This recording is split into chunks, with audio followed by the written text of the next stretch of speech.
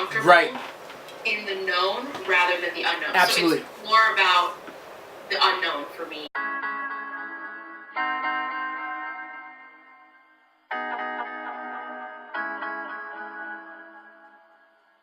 Now you're asking a question that's a very important question because you're trying to figure out, what do I really want? Because there's two types of things. You're either pushed towards something or pulled towards something. What I often say is, it's better to be pulled towards something than be pushed away from something. If I run from a problem, then I'm not really running towards the thing that I'm running towards. I'm just running from a problem that happens to have me run in this direction. A lot of times we take our problems in that direction.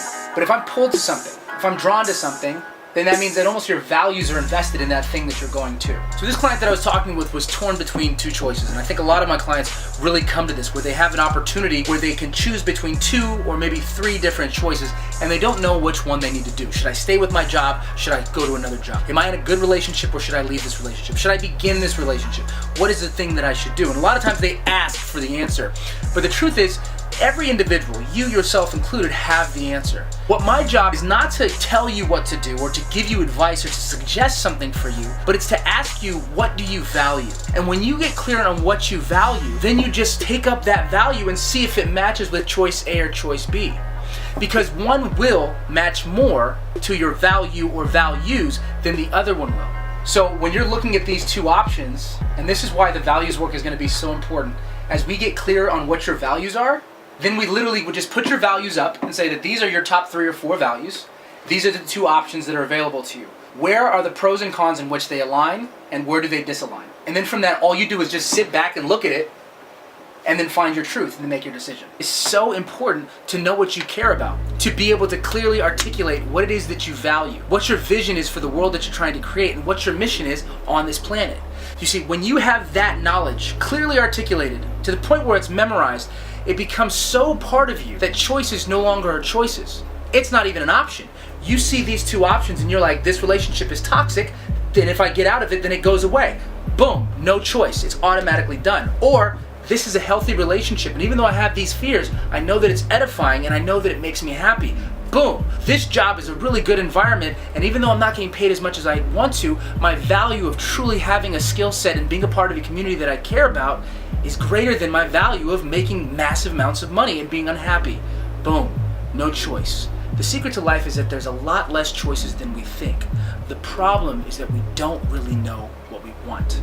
Right now, since we haven't gotten to the point where we've been able to do the values work, we have to kind of decipher what really matters to you. I see the dynamic of the dance between your 2 choices. So what needs to happen is you need to get clear on kind of what it is that you value. At this moment right now, do you value killing something and being great at it without working, without thinking?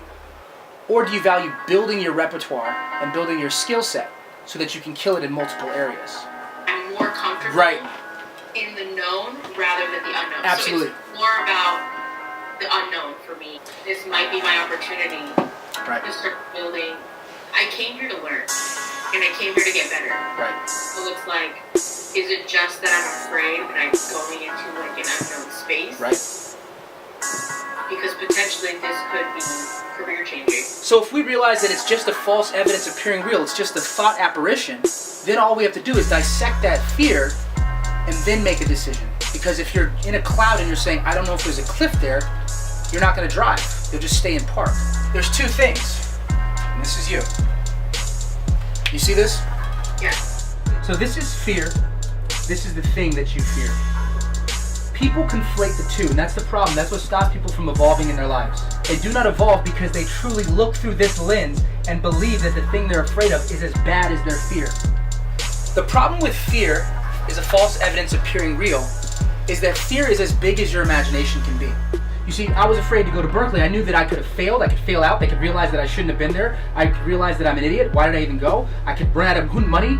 Like, my business could fail while I'm up there. I could literally imagine anything happening. But you'll never know what the thing is unless you experience it. So the goal is, if I can teach people to get to a place where they're not looking at the thing that they're afraid of and only seeing the fear, if they can cut through the bull and actually see the fear for what it is, that's when they have actual power. People don't do things because of their imagination, more so than they don't do things because of the specific consequence. And if we can mitigate the insanity of our imagination, the more power we have. You look at a river, you look at stagnant water. Which one gets the algae? The water that doesn't move, right? We go for the path of least resistance. But if you look at human nature, if you look at nature, let's say that, a diamond requires pressure to be made into a diamond. Gold needs fire for refinement. I work out my muscles, I tire, I sweat, and my muscles grow. So even though human nature psychologically is to look for the path of least resistance, which at times is very wise, doesn't mean it's always the right thing. It doesn't mean it's always the right thing.